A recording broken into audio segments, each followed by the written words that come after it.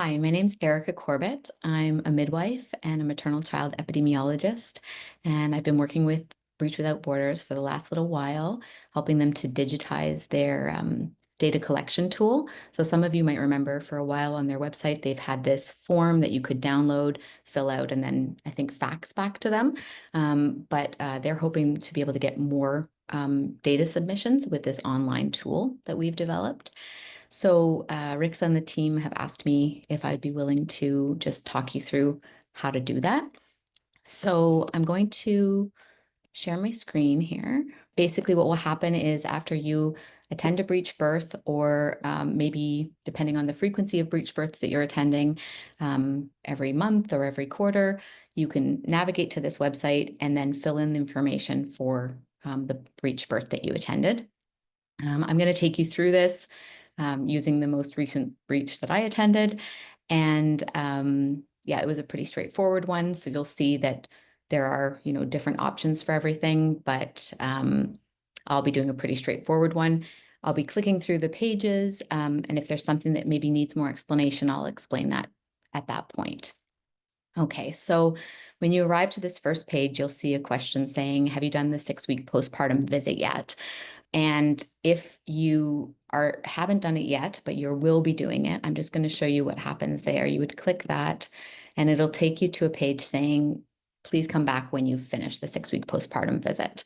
And that's because we don't want you to go through all the way through the survey and get to the last few questions and then not be able to save the survey if you haven't done the postpartum visit yet. So if you have done it, or if you won't be doing it in the future or won't have that information, you can just click whichever one is applicable to you. You'll click that and get going with it. So I'll just start entering the information.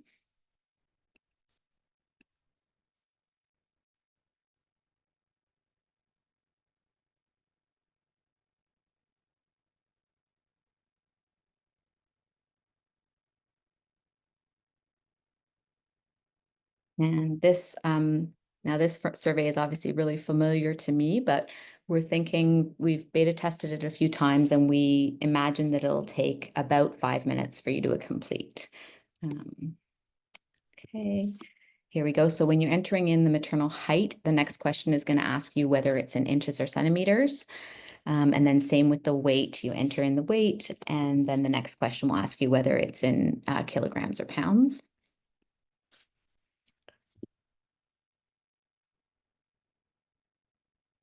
Okay. Okay, so this baby's ID number, this would be a number that you use in your records to find and identify this birth.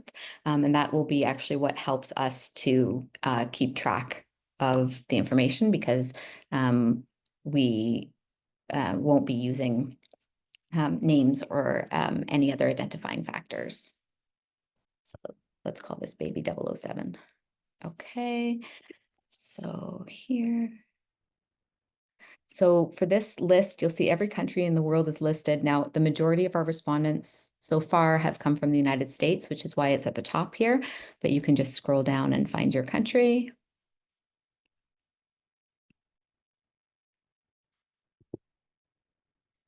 So for this, for gestational age, there is a little note underneath it, but you'll be putting in the weeks and then a period and then the days for gestational age.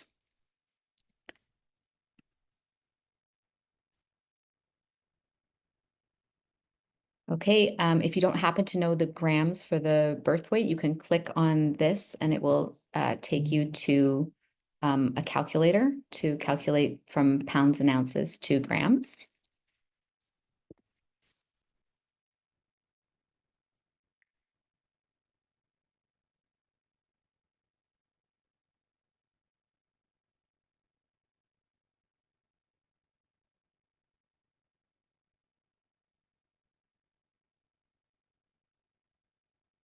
So for many of the questions, you'll see if there's maybe more information needed, it's either written in brackets after it or in a little note underneath. For those of you who are familiar with the paper forms that Breech Without Borders was using for a while, it pretty closely mirrors that, although I believe RICSA has been updating those forms. So there will also be the updated paper forms. So here, if you need a refresher on the types of breech, you can again click on the link and it will take you to the Breech Without Borders nomenclature chart, and you can just scroll and find the one that it is.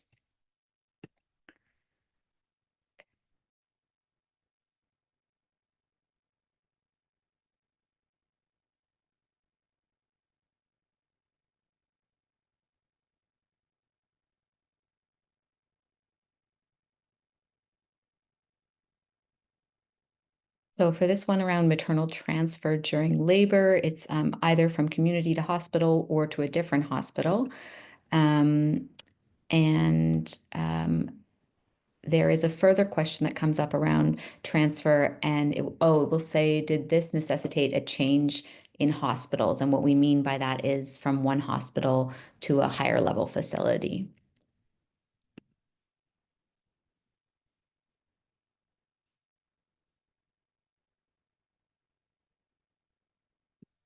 Okay, so here we see the dominant maternal position during the expulsive phase. So that's from rumping to birth. Obviously, she may have taken many other different positions, but we're really concerned about that period right there. And then this follow-up question, was there a position change between rumping and birth during the expulsive phase? So for example, if we were to answer yes to this, it will take us to a question that asks, were position changes between rumping and birth necessitated by complications? And if you were to answer yes to that, then you could explain what the complications or what was the reason for that change in position. Okay. Okay, so duration between the ruptured membranes and birth, you're going to be writing it as hours and then period and then minutes. So just here.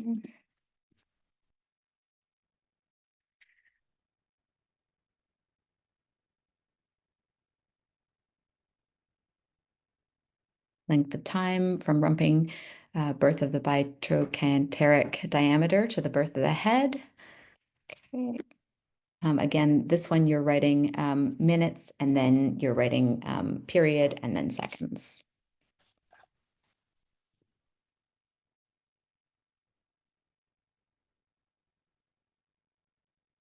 So if you were to answer, was the labor induced? Yes, then I can show you, it would come with the the indications for induction and then the method for induction. The birth that I'm doing here was not induced, so I'm going to continue that way. And same thing with, was the labor augmented? You would find indication for augmentation and then method of augmentation. Okay, so fetal heart rate monitoring, was it IA, continuous, or mixed methods? For this birth, it was IA, but I'll just show you here. If you were to answer continuous, it's going to ask you about the interpretation method you use, either FIGO or category 1, 2, and 3, or a physiological interpretation of CTG. Okay, so were there any fetal heart rate abnormalities? No. Was there evidence of fetal vigor at the beginning of the expulsion phase? Yep, so we'll answer what were those things that we saw, and then was there evidence of fetal vigor at the end of the expulsion phase or at birth? All right, so here, depending on what you're doing this on, whether it's on a phone or a computer, you may not see all of the different options, so you might just need to scroll down. But here, we'll answer this. Okay. And keep moving through. So length of the third stage. Again, here we're answering it in hours and then period and then minutes. So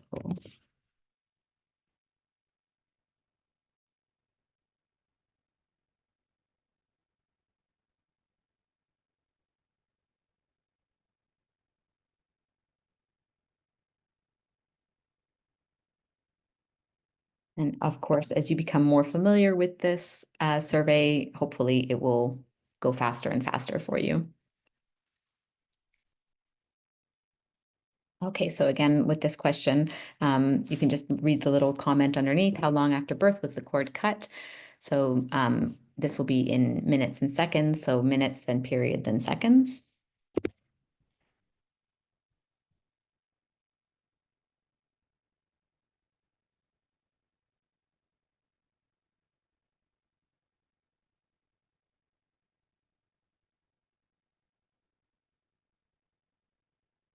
Okay, so estimated blood loss in milliliters. We know this isn't always very accurate, but we are including it for another analysis that Breech Without Borders are doing. And then here you can document whether there was a PPH or not. And if you had answered yes, obviously it would ask you further questions about that. So neonatal mortality, again, if you were to answer yes to this question, it would ask you more about it. So for this, it's moderate to severe neonatal morbidities, and you can scroll through and see if any of them apply. For this birth, again, it was a straightforward one, so none of them apply in this case. So has the baby been evaluated for hip dysplasia? You can either say yes or no, and but if you do plan to do it, you can answer that as well.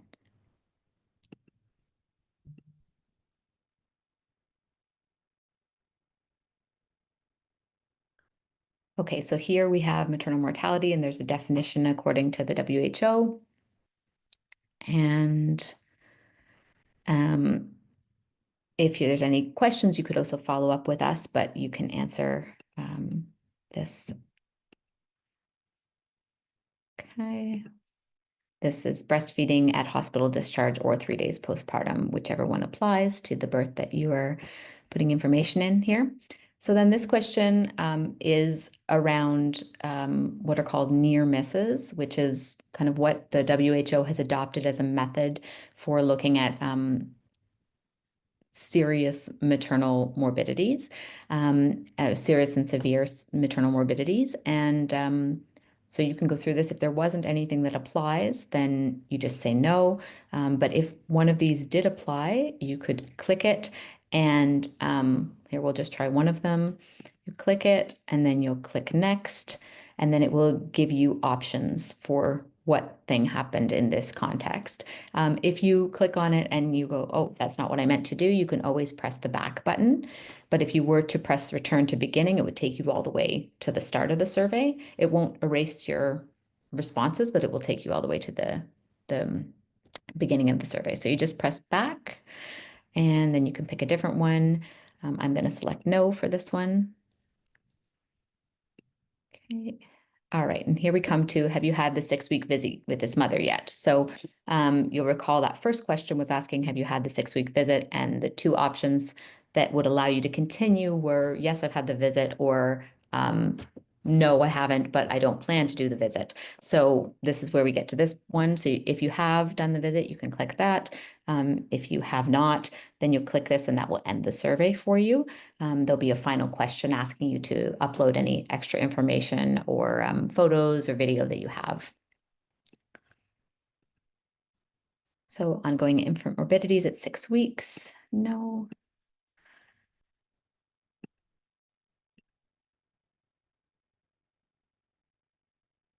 Okay.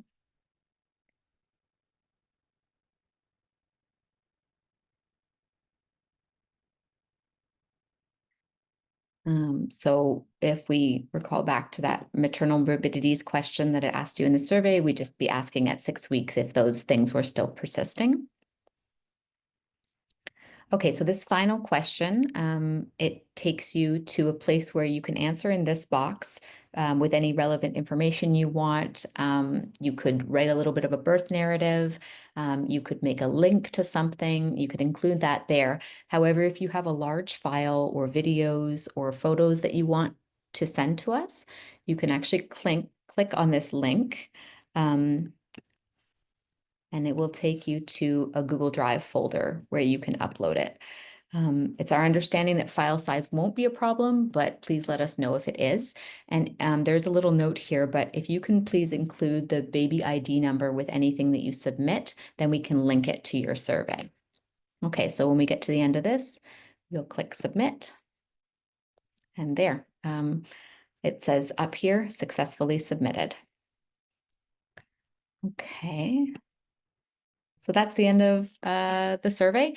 I hope that it was all clear and that you all feel excited about submitting data. We really appreciate it and say thank you so much for sharing your data with us. It will help Breach Without Borders to continue all the amazing work that they're doing. Thank you so much.